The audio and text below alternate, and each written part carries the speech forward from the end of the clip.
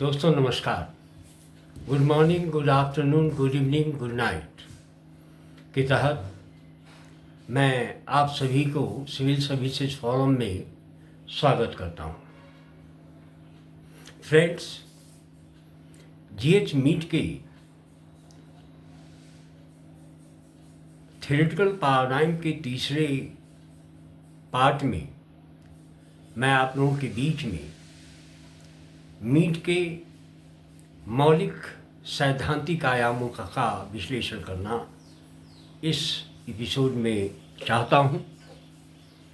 Meet की मान्यता है कि स्व अर्थात सेल्फ का विकास जो है भाषा अर्थात लैंग्वेज से होता है।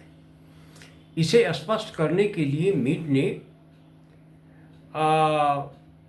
ऊंट के सिद्धांत जो थ्योरी ऑफ गेस्चर के नाम से जाना जाता है से प्रभावित होकर के अपना सैद्धांतिक आयाम तैयार करने का प्रयास किया, अर्थात गेस्चर अर्थात हाव भाव को व्यवहार का प्रतिबिंब के रूप में उसने स्वीकार किया है।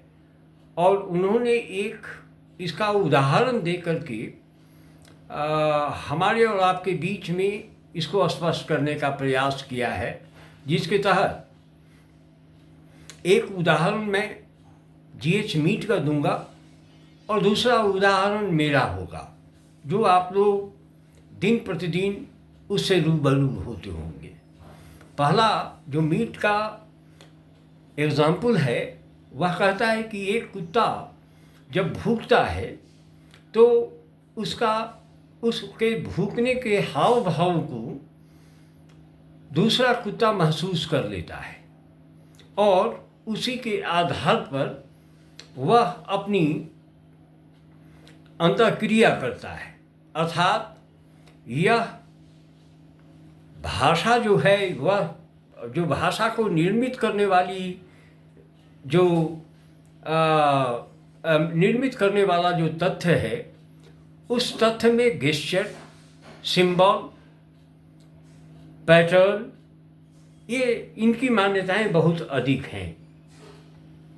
तो इस उदाहरण के माध्यम से अगर कोई अनजान व्यक्ति आपके कॉलोनी में, आपके मोहल्ले में, मलिन बस्तियों में आ जाता है तो कुत्ते को महसूस हो जाता है कि इसका उद्देश्य क्या है और उसके पीछे वह भूखना शुरू करता है। एक कुत्ता भूखता है, उसके साथ साथ उसकी भाषा, उसके गेस्चर को देखते हुए, उसके लैंग्वेज को देखते हुए यह दूसरे जो कुत्ते हैं वे समझ जाते हैं और भूखना शुरू कर देते हैं। अर्थात यह स्पष्ट रूप से जीएच मीट ने स्वीकार नहीं किया, स्पष्ट नहीं किया है, लेकिन मेरी मान्यता है कि पशुओं की भी एक भाषा होती है, पंछी की भी एक भाषा होती है, उसके गेस्चर होते हैं, उसके प्रतीक होते हैं, उसके सिंबल होते हैं, संकेत होते हैं। उस संकेत, एक चिड़िया के दाना चुनने के साथ ही सैकड़ों चिड़िया उस दाने के पास में आ जाती हैं। आखिर कैसे आती है?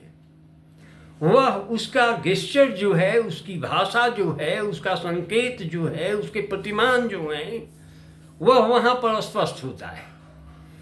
आप लोग, मेरी मान्यता है कि जब भारतीय क्रिकेट में की टीम वनडे हो, 2020 मैच हो या किसी टेस्ट मैच में जब इंडिया की हार होने की संभावनाएं, विकेट नहीं गिरती हैं, तो कुछ ऐसे हमारे कप्तान रहे हैं, मैं नाम नहीं लेना चाहता, कुछ ऐसे कप्तान रहे हैं जो विकेट के न गिरने से या उनके बॉलर के गेंदों पर व्यापक रूप से विरोधी टीम के द्वारा जब छक्के और चौके लगाए जाते हैं, रन बनाए जाते हैं, तो ये कुछ हमारे कप्तान हैं जो नाखून चूसने लगते हैं। नाखून हो या न हो, लेकिन नाखून चबाते रहते हैं। कोई अपना पेशेंस लूज कर जाता है। ये सारी चीज़ें जो हैं उससे, उसके हाव भाव से स्पष्ट होता है और दर्शक यह महसूस करने लगता है कि हम जीत रहे हैं या हार रहे हैं। तो इस धारा का विश्लेषण जो है, इस धारा के विश्लेषण को अपने सैद्धांतिक आयाम में आत्मसात करते हुए, जोड़ते हुए अपने सिद्धांत के पर्सपेक्टिव को विकसित करने का प्रयास मीड ने किया है और कहा है कि भाव भाव जो है वह जो संकेत विकसित करता है वह एक नया वातावरण तैयार करता है। मीड की विचारधारा पर अमेरिकी चिंतक ही C.H. कूले की मान्यता रही है कि और उसकी मान्यता से अत्यधिक प्रभावित होते हुए मीड ने कहा कि दोनों में व्यक्तिक अंतःक्रिया तथा छोटी सामाजिक क्रिया के अध्ययन पर अधिक बल दिया जाता है। मीड ने समाजशास्त्र को समाज मनोविज्ञान या सामाजिक मनोविज्ञान के आधार पर परिभाषित किया है, जिसका मुख्य कार्य जो है व्यक्ति और समाज के संबंधों के बीच में जो विकास हुए हैं या अध्ययन करने की जो परंपरा शुरू हुई है वह प्रतीकात्मक अंतःक्रियावाद की अवधारणा व सिद्धांत को विकसित करता है, जिसकी चर्चा G.H. मीड ने अपनी पुस्तक माइंड, सेल्फ एंड सोसाइटी में की है। मीड का मौलिक कार्य मानसिक क्रियाओं एवं अंतःक्रियाओं के बीच में सामंजस्य स्थापित करने का दूसरा नाम है। इन संबंधों को स्पष्ट करने के लिए प्रक्रियात्मक अंतःक्रिया द्वारा प्रयुक्त अवधारणाओं मसलन हाव भाव, संकेत, प्रतीक, भाषा, अर्थ, आत्म, मैं, मुझे एवं समाजीकरण को परिभाषित किया है और करता है। मीड ने मन, आत्म और समाज के बारे के संदर्भ में व्यापक रूप से विश्लेषण प्रस्तुत करते हुए यही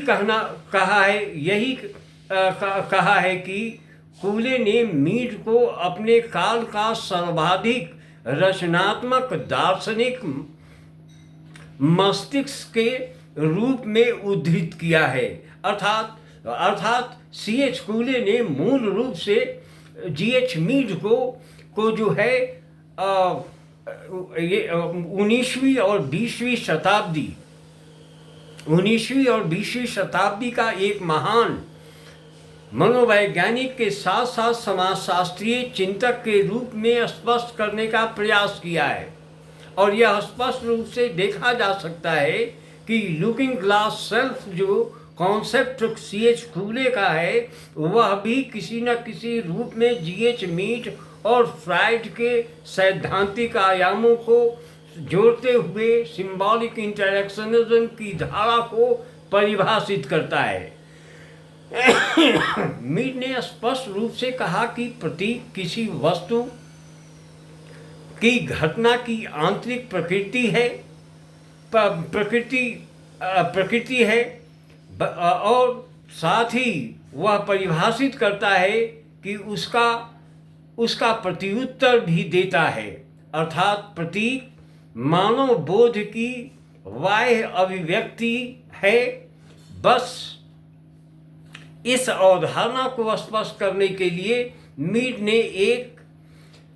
ने मूल रूप से एक कुर्सी का एग्जाम्पल हमारे और आपके बीच में रखा और कहा कि कुर्सी का प्रतीक वस्तु के एक वर्ग का प्रतिनिधित्व है और उन्हें परिभाषित और साथ ही साथ यह क्रिया करने और बैठने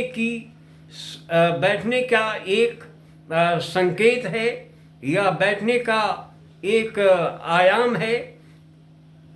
वह इस प्रतीक के माध्यम से वस्तु एवं घटनाओं को एक विशिष्टता प्रदान करता है और साथ ही ऐसा करते समय दूसरे संभव अर्थों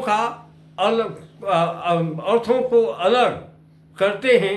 मसलन कुर्सी पर खड़ा भी हुआ जा सकता है, कुर्सी पर बैठा भी जा सकता है, कुर्सी को हथियार के रूप में भी इस्तेमाल किया जा सकता है, कुर्सी से मारपीट भी की जा सकती है। ये कई उसके पर्सपेक्टिव हैं जिस पर उसने व्याख्या करने का प्रयास किया है और उसी प्रयास के तहत जो है मीड ने इस सिंबॉलिक इंटरेक्शनिज्म के सैद्धांतिक आयाम को परिभाषित करने का प्रयास किया है और कहा है कि सामाजिक जीवन की निरंतरता तभी संभव है जब इन सभी चिंतनों में एक सामंजस्यता स्थापित किया जा सके। अंतःक्रिया करने के लिए क्रिया का होना अत्यधिक महत्वपूर्ण है, यह भी मान्यता है। प्रतीकात्मक अंतःक्रियावाद की व्याख्या करते हुए मीड ने कहा कि इसमें मीड आत्म तथा अर्थात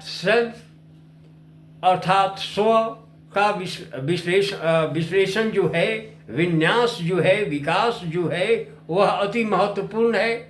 और आत्म स्व की व्याख्या करते हुए मीड ने प्राणी शास्त्रीय बल्कि यह अवधारणा पूर्ण रूप से एक सामाजिक प्रक्रिया है जिसका उद्भव सामाजिक अनुभव एवं गतिविधियों से होता है। यही कारण है कि स्व के विकास में सामाजिक व्यवहारवाद को मनोवैज्ञानिक व्यवहारवाद से अधिक महत्व दिया गया है। और यहीं पर C.S. कूले जो है चार्ल्स डार्विन के होमो स्पेसीज होमोसेपियंस के अवधारणात्मक और सैद्धांतिक आयामों से प्रभावित हुआ है। उसके बाद हमने पिछले एपिसोड में इन सभी की चर्चा करते हुए आप लोगों के बीच में यह स्पष्ट करने का प्रयास किया है। Thank you very much. Good morning, good afternoon, good evening, good night. मेरा रिक्वेस्ट है कि आप लोग इस चैनल को सब्सक्राइब करते होंगे, शेयर करते रहे होंगे और पसंद करते हैं तो इसे अपने दोस्तों के बीच में फैलाने का प्रयास भी करें। Thank you very much.